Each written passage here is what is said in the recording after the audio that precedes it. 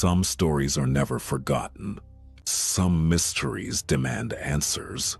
Welcome to Shadow Files, where we dive deep into the cases that shook the world. On November 12, 1934, a letter arrived at a small apartment on West 15th Street in Manhattan. The mother who lived there couldn't read, so she asked her son to read it out loud. What he read changed true crime history forever.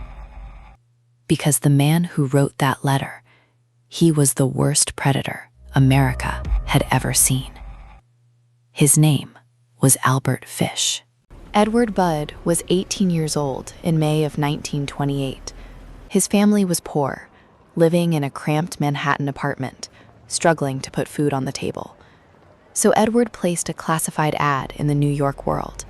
Young man, 18, wishes position in country. He just wanted a job. A few days later, a man knocked on their door.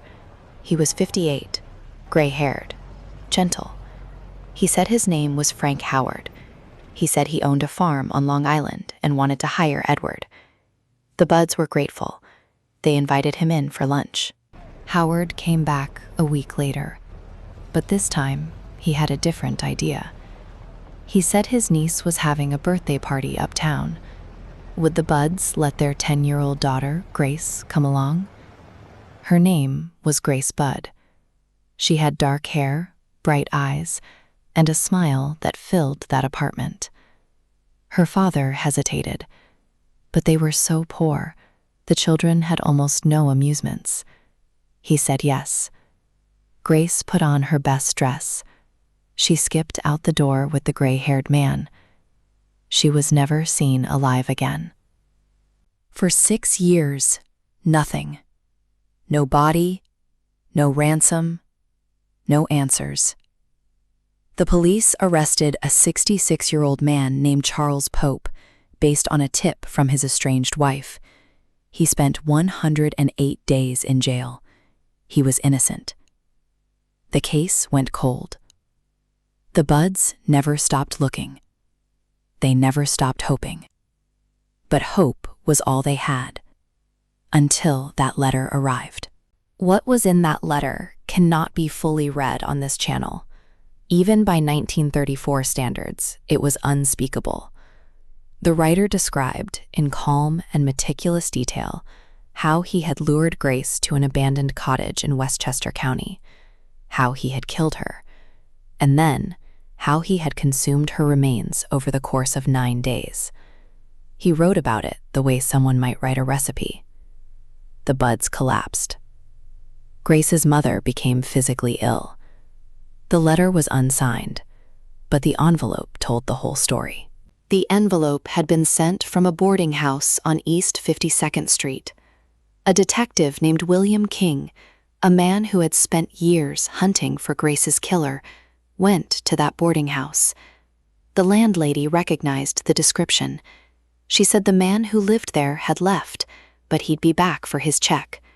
King waited, and on December 13th, 1934, Albert Fish walked through the door.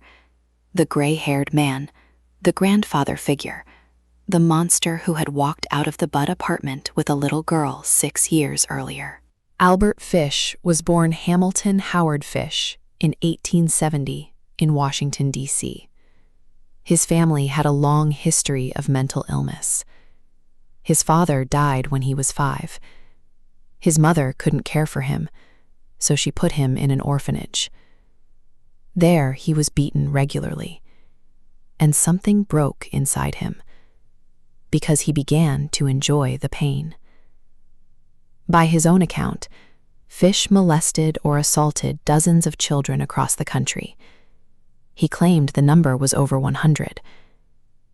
Most cases left no evidence, no DNA, no databases, no way to connect them. He was invisible. When police arrested Fish, they took X-rays. What they found horrified even veteran investigators.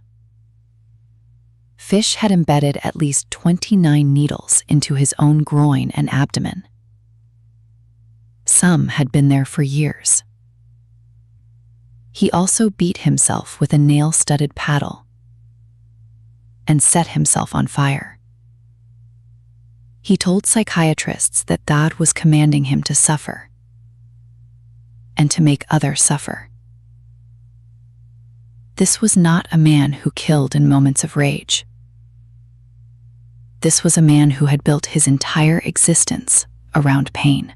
Fish confessed to 3 murders: Grace Budd, 4-year-old Billy Gaffney, who disappeared in 1927, and 8-year-old Frances McDonnell, who was strangled on Staten Island in 1924. In a letter to the Gaffney family, Fish described what he did to Billy. The details are too graphic to repeat here, but Fish was suspected in at least 9 other child murders.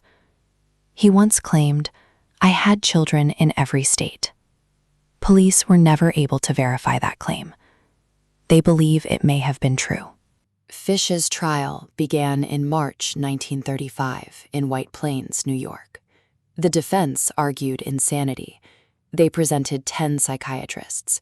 They described a man consumed by religious psychosis, driven by voices commanding him to torture children. The prosecution had one argument. Fish planned everything. He chose his victims. He prepared his tools. He selected the murder site in advance. That is not insanity. That is calculation. The jury deliberated for less than 1 hour. Guilty. First-degree murder. On January 16, 1936, Albert Fish was executed in the electric chair at Sing Sing Prison. He was 65 years old. Reports say he went quietly.